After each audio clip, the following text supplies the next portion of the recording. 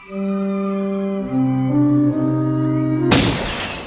आप जानते हैं कि एक छोटी सी गोली ने 4 साम्राज्यों को खत्म कर दिया? आखिर ऐसा क्या हुआ था 1914 में जिसने दुनिया को तबाह कर दिया? आज हम देखेंगे कि कैसे सिर्फ एक बुलेट ने पूरे यूरोप में तबाही मचा दी और बड़े-बड़े साम्राज्यों को घुटनों पर ला दिया। दोस्तों, अगर आपको इसी तरह ऐतिहासिक डॉक्यूमेंट्रीज देखना पसंद है तो हमारे इस नए YouTube चैनल को लाइक और सब्सक्राइब जरूर करें ताकि हम और बेहतरीन वीडियोस आपके लिए लाते रहें। साल था 1900। 20वीं सदी का सूरज उग चुका था। अब इंसान ने आसमान में उड़ना सीख लिया था। सड़कों पर घोड़ा गाड़ियों की जगह मोटर कारें ले रही थीं और बिजली के बल्बों ने रात को दिन में बदल दिया था। लंदन, पेरिस और बर्लिन, ये शहर दुनिया की धड़कन थे। ऐसा लग रहा था कि विज्ञान और तरक्की ने इंसान की सारी मुसीबतें खत्म कर दी हैं। अब सिर्फ विकास होगा। लेकिन ये चमक दमक सिर्फ एक छलावा थी। इस सुनहरे पर्दे के पीछे यूरोप के महान देश एक खतरनाक खेल खेल रहे थे। जहां एक तरफ सुंदर कारें बन रही थी, वहीं दूसरी तरफ फैक्ट्रियों में घातक मशीन गनें तैयार हो रही थी। हर देश, चाहे वो ब्रिटेन हो, जर्मनी हो या फ्रांस, दुनिया पर राज करने का सपना देख रहा था। वो हाथ तो मिलाते थे, लेकिन अपनी पीठ पीछे खंजर छुपाए रखते थे। 20वीं सदी की वो खूबसूरत शुरुआत दरअसल एक टाइम बम पर बैठी थी और उस बम की घड़ी टिक टिक करना शुरू कर चुकी थी। डर के मारे देशों ने एक दूसरे से दोस्ती के समझौते साइन करना शुरू कर दिया। इसे कहा गया अलायंस सिस्टम। देखते ही देखते पूरा यूरोप 2 खतरनाक गुटों में बट गया। एक तरफ थी केंद्रीय शक्तियां यानी सेंट्रल पावर्स। इसका लीडर था जर्मनी। जर्मनी नया नया सुपर पावर बना था और उसे अपनी ताकत दिखानी थी। उसके साथ था उसका पुराना दोस्त ऑस्ट्रिया हंगरी साम्राज्य, इटली और बुल्गारिया। इन सब का एक ही वादा था, अगर कोई हम में से एक को मारेगा तो हम सब मिलकर उसे मारेंगे। इनके जवाब में दूसरी तरफ बना मित्र राष्ट्र यानी अलाइड पावर्स। इसमें सबसे बड़ा खिलाड़ी था ग्रेट ब्रिटेन। ब्रिटेन के पास दुनिया की सबसे बड़ी नेवी थी। उसका साथी बना फ्रांस, जो जर्मनी से अपनी पुरानी दुश्मनी निकालना चाहता था, और इनके साथ जुड़ा पूर्व का विशाल देश रूस। ये तीनों देश एक दूसरे को पसंद नहीं करते थे, लेकिन दुश्मन का दुश्मन दोस्त होता है। बस इसी नियम ने इन्हें साथ ला खड़ा किया। इस सिस्टम का मतलब ये था कि अब कोई भी लड़ाई लोकल नहीं रह सकती थी। अगर कोई छोटा सा देश भी गोली चलाता तो इन बड़े दादाओं को अपनी संधियों की वजह से बीच में कूदना ही पड़ता। यूरोप के नेताओं ने अपने ही पैरों में जंजीरें बांध ली थी और चाबी किसी और के हाथ में थी। अब पूरा यूरोप 2 गुटों में बटा हुआ था। अभी इंतजार था सिर्फ एक चिंगारी का, और वो चिंगारी जली ऑस्ट्रिया के राजकुमार की हत्या से। 28 जून 1914, जगह थी बोस्निया। ऑस्ट्रिया के राजकुमार आर्कड्यूक फ्रांस फर्डिनेंड अपनी पत्नी सोफी के साथ यहाँ आए थे, लेकिन ब्लैक हैंड नाम का एक आतंकवादी ग्रुप पहले से ही उनके इंतजार में था। ब्लैक हैंड और सर्बियन राष्ट्रवादी चाहते थे कि बोस्निया को ऑस्ट्रिया हंगरी के शासन से मुक्त कर एक संयुक्त दक्षिण स्लाव राष्ट्र बनाया जाए। वे ऑस्ट्रिया हंगरी के विरोधी थे और उसके साम्राज्य की शक्ति को कमजोर करना चाहते थे। इसलिए वे राजनीतिक कारणों से राजकुमार फ्रांस फर्डिनेंड की हत्या करना चाहते थे। सुबह 10 बजे उनके काफिले पर पहला बम फेंका गया, लेकिन किस्मत ने साथ दिया। बम कार से टकराकर पीछे जा गिरा। राजकुमार बच गए। यहीं से उन्हें लौट जाना चाहिए था, लेकिन उन्होंने आगे बढ़ने का फैसला किया, और यही हुई इतिहास की सबसे बड़ी भूल। आगे जाते ही राजकुमार की गाड़ी ठीक उसी जगह रुकी जहां 19 साल का गवरीलो प्रिंसिप खड़ा था। उसने पिस्तौल निकाली और 2 गोलियां चला दी। एक गोली राजकुमार को लगी, दूसरी उनकी पत्नी को। कुछ ही पलों में दोनों की मौत हो गई। इन 2 गोलियों ने दुनिया की शांति खत्म कर दी, और ठीक 1 महीने बाद शुरू हुआ प्रथम विश्व युद्ध। राजकुमार की हत्या के ठीक 1 महीने बाद ऑस्ट्रिया ने बदला लेने का फैसला किया। ऑस्ट्रिया को यकीन था कि इस हत्या के पीछे सर्बिया की सरकार का हाथ है। उसने सर्बिया को एक अल्टीमेटम दिया, ऐसी शर्तें जिन्हें मानना लगभग नामुमकिन था। जब सर्बिया ने झुकने से इनकार कर दिया तो 28 जुलाई 1914 को ऑस्ट्रिया ने सर्बिया पर युद्ध घोषित कर दिया। सर्बिया की राजधानी बेलग्रेड पर बम गिरने लगे। ऑस्ट्रिया को लगा ये बस एक छोटी सी लड़ाई होगी, लेकिन वो गलत था। सर्बिया छोटा देश था, लेकिन उसका दोस्त बहुत ताकतवर था, रूस। रूस ने सर्बिया की मदद के लिए अपनी सेना बॉर्डर पर भेज दी। ये देखकर जर्मनी भड़क उठा। जर्मनी ने रूस को चेतावनी दी, सेना वापस बुलाओ। रूस नहीं माना। 1 अगस्त 1914 को जर्मनी ने रूस के खिलाफ युद्ध घोषित कर दिया। और क्योंकि फ्रांस रूस का साथी था, 2 दिन बाद जर्मनी ने फ्रांस पर भी हमला कर दिया। अब ये सिर्फ 2 देशों की लड़ाई नहीं थी, पूरा यूरोप युद्ध की आग में जलने लगा था। फिर जर्मनी ने एक बड़ी गलती की। फ्रांस तक जल्दी पहुंचने के लिए उसने अपनी सेना बेल्जियम के रास्ते भेज दी। बेल्जियम एक न्यूट्रल देश था, लेकिन उसकी सुरक्षा की जिम्मेदारी ब्रिटेन ने ली थी। जैसे ही जर्मन सैनिक बेल्जियम में घुसे, ब्रिटेन ने जर्मनी को चेतावनी दी, लेकिन जर्मनी ने उसे नजरअंदाज कर दिया। 4 अगस्त 1914 की रात ब्रिटेन ने जर्मनी के खिलाफ युद्ध का ऐलान कर दिया। सिर्फ कुछ ही दिनों में ऑस्ट्रिया, सर्बिया, रूस, जर्मनी, फ्रांस और ब्रिटेन सब युद्ध में कूद पड़े। एक छोटी सी घटना अब द ग्रेट वॉर बन चुकी थी। लोगों को लगा था कि ये युद्ध क्रिसमस तक खत्म हो जाएगा, लेकिन असल में ये तो बस शुरुआत थी। अब लड़ाई शुरू हो चुकी थी। जर्मनी और फ्रांस की सेनाएं आमने सामने आकर रुक गई। न कोई आगे बढ़ पा रहा था, न कोई पीछे हट सकता था। दुश्मन की गोलियों से बचने के लिए सैनिकों ने जमीन खोदनी शुरू कर दी, और देखते ही देखते बेल्जियम के समुद्र तट से लेकर स्विट्जरलैंड के पहाड़ों तक 600 किलोमीटर लंबी खाइयां बन गईं। इन खाइयों में जिंदगी नहीं, धीरे धीरे मरना था। घुटनों तक कीचड़, लगातार बारिश और चारों तरफ बदबू। कई बार लोग दलदल में फंसकर जिंदा दफन हो जाते थे। गंदगी से फैलने लगी ट्रेंच फुट बीमारी, जिसमें पैर सड़ जाते थे और उन्हें काटना पड़ता था। 2 खाइयों के बीच एक मौत का मैदान था, नो मैन्स लैंड। 100 से 300 मीटर की वो जमीन जहां कदम रखते ही जिंदगी खत्म हो जाती थी। जैसे ही कोई सिर उठाता, दुश्मन का स्नाइपर सीधे निशाना बना लेता। हमले के वक्त सीटी बजती और हजारों सैनिक खाई से बाहर निकलकर खुले मैदान में दौड़ पड़ते, सीधे मशीन गनों की तरफ। कुछ ही मिनटों में हजारों लाशें गिर जाती, सिर्फ कुछ इंच जमीन के लिए। लाखों सैनिक इन्हीं गड्ढों में जिए, लड़े और मर गए।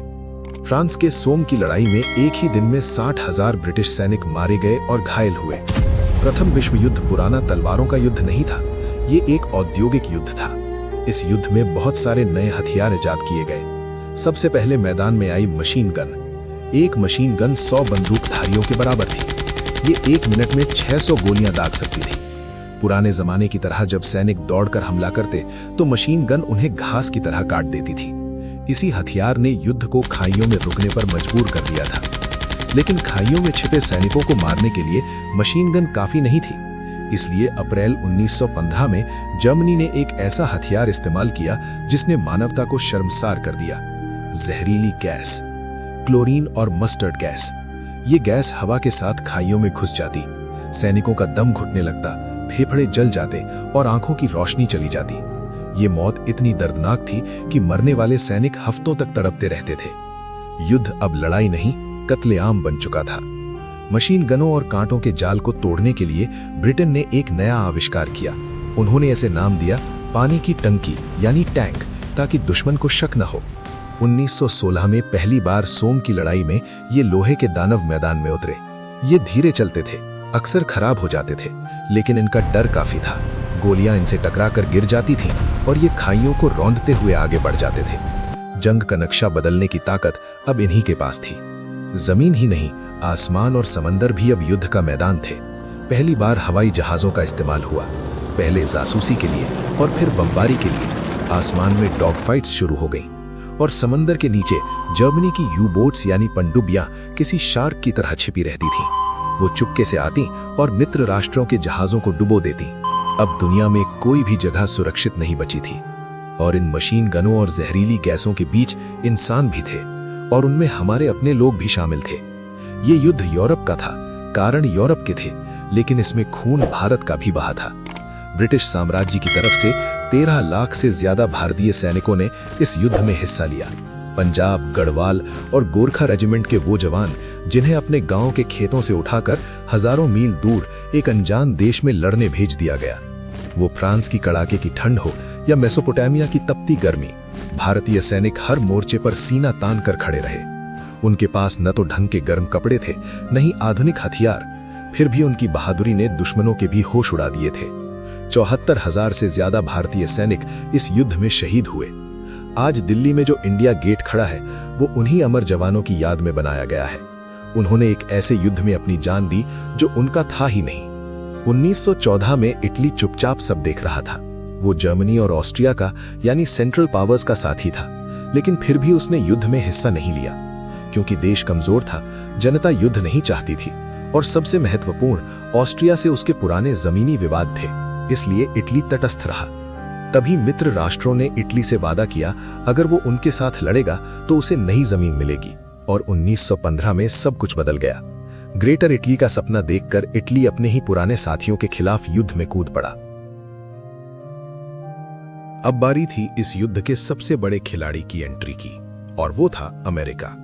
जब यूरोप आग में जल रहा था, तब अमेरिका खुद को इस युद्ध से दूर रखना चाहता था। 7 मई 1915 आयरलैंड के पास समुद्र में तैर रहा था लुसितानिया नाम का एक यात्री जहाज। इसमें थे महिलाएं, बच्चे और 128 अमेरिकी नागरिक। लेकिन जर्मनी की एक यू बोट ने बिना चेतावनी इस पर टॉर्पीडो दाग दिया। कुछ ही मिनटों में 1198 लोग समुद्र में डूब गए। अमेरिका कांप उठा। पहली बार युद्ध सीधे उनके दरवाजे पर आ चुका था। फिर भी अमेरिका कुछ वक्त शांत रहा, लेकिन 1917 में एक गुप्त टेलीग्राम पकड़ा गया, जिसमें जर्मनी ने मेक्सिको से कहा था, अगर तुम अमेरिका पर हमला करोगे तो हम तुम्हें टेक्सास, कैलिफोर्निया और एरिजोना वापस दिला देंगे। ये अमेरिका के लिए सीधी धमकी थी। अब बात साफ थी, जर्मनी अमेरिका को दुश्मन बनाना चाहता था। 6 अप्रैल 1917 अमेरिकी संसद ने युद्ध की घोषणा कर दी। अब अमेरिका भी मैदान में था। लाखों जवान, हजारों जहाज और अरबों डॉलर की ताकत। युद्ध का संतुलन बदल चुका था। 1917 आते आते रूस की कमर टूट चुकी थी। रूस के पास सैनिकों की कमी नहीं थी, लेकिन उनके पास न जूते थे, न हथियार और न ही खाना। जार निकोलस द्वितीय युद्ध में उलझे थे और पीछे देश में अकाल फैल चुका था। लाखों सैनिक मर चुके थे। अब जार निकोलस को गद्दी छोड़नी पड़ी। लेकिन नई सरकार ने एक बड़ी गलती की। उन्होंने युद्ध जारी रखा। उधर जर्मनी सब देख रहा था। उसे पता था, अगर रूस युद्ध से बाहर हो गया तो जीत उसकी होगी। तभी जर्मनी ने एक खतरनाक चाल चली। व्लादिमीर लेनिन, जो रूस से निर्वासित थे और युद्ध के सबसे बड़े विरोधी थे, उन्हें एक सील बंद ट्रेन में बैठाकर चुपचाप रूस भेज दिया गया। जर्मनी चाहता था लेनिन आए, क्रांति करे और रूस को युद्ध से बाहर निकाल दे, और उनका यह प्लान पूरी तरह काम कर गया। अक्टूबर 1917 में लेनिन और बोल्शेविक पार्टी ने सत्ता पर कब्जा कर लिया। लेनिन ने जर्मनी से समझौता कर लिया, ब्रेस्ट लिटोवस्क की संधि। ये रूस के लिए बेहद अपमानजनक थी, लेकिन लेनिन को बस एक चीज चाहिए थी, युद्ध का अंत। मार्च 1918 में रूस आधिकारिक रूप से प्रथम विश्व युद्ध से बाहर हो गया, और इसका असर पूरी दुनिया पर पड़ा। रूस के हटते ही जर्मनी अब एक ही मोर्चे पर लड़ सकता था।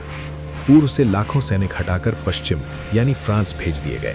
अब जर्मनी के पास जीतने का आखिरी मौका था, अमेरिका के पूरी तरह मैदान में उतरने से पहले। तूफान अब फ्रांस की तरफ बढ़ रहा था। मार्च 1918 में जर्मनी ने अपना सबसे बड़ा हमला किया, स्प्रिंग ऑफेंसिव। ये करो या मरो की लड़ाई थी। शुरुआत में जर्मनी को जबरदस्त सफलता मिली।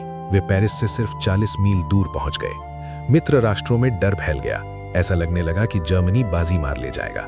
लेकिन तभी जर्मनी की रफ्तार रुक गई। वजह थी भूख, थकान और टूटता मनोबल। 4 साल की लगातार लड़ाई ने जर्मन सैनिकों को अंदर से तोड़ दिया था। न खाना था, न नए जूते, न आराम।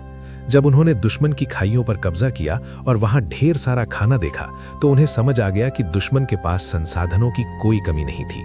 और तभी आया एक अदृश्य दुश्मन, स्पेनिश फ्लू। इस बीमारी ने हजारों कमजोर सैनिकों को मौत के घाट उतार दिया। अब बारी मित्र राष्ट्रों की थी। अगस्त 1918 में अमेरिका, ब्रिटेन और फ्रांस ने मिलकर जोरदार पलटवार किया। ताजा दम अमेरिकी सैनिकों और सैकड़ों टैंकों के सामने थकी हुई जर्मन सेना टिक नहीं पाई। 8 अगस्त को जर्मन जनरल लुडेनडॉर्फ ने इसे जर्मन सेना का काला दिन कहा। जर्मनी के साथी देश एक एक करके हार मानने लगे। बुल्गारिया, ऑटोमन साम्राज्य, ऑस्ट्रिया, हंगरी सब अलग हो गए। जर्मनी अब पूरी तरह अकेला था। सीमा पर हार और देश के अंदर गुस्सा। जर्मनी में बगावत शुरू हो गई। लोग अपने ही राजा काइजर विल्हेल्म के खिलाफ खड़े हो गए। उन्हें लगा राजा की वजह से देश तबाह हो गया। 9 नवंबर 1918 को काइजर को गद्दी छोड़कर देश छोड़ना पड़ा। जर्मनी अब एक साम्राज्य नहीं, एक गणराज्य बन चुका था, और नई सरकार को बस शांति चाहिए थी। फिर वो ऐतिहासिक पल आया। फ्रांस के एक जंगल में ट्रेन के एक डिब्बे के अंदर समझौते पर दस्तखत हुए। तारीख 11 नवंबर 1918। ठीक 11 बजे तोपों की आवाजें थम गईं। 4 साल, 3 महीने और 2 हफ्तों बाद दुनिया ने चैन की सांस ली। द ग्रेट वॉर खत्म हो चुका था। लेकिन यह शांति बहुत महंगी थी। 1 करोड़ से ज्यादा सैनिक और 70 लाख आम लोग मारे जा चुके थे। युद्ध तो खत्म हो गया था, लेकिन असली लड़ाई अब शुरू होने वाली थी, कागजों पर। विजेता देश जैसे अमेरिका और ब्रिटेन जर्मनी को ऐसी सजा देने वाले थे जो इतिहास की सबसे बड़ी गलती बनेगी। एक ऐसी संधि जिसने दूसरे विश्व युद्ध के बीज बो दिए। लेकिन वो एक अलग कहानी है, उसे हम अगले वीडियो में देखेंगे।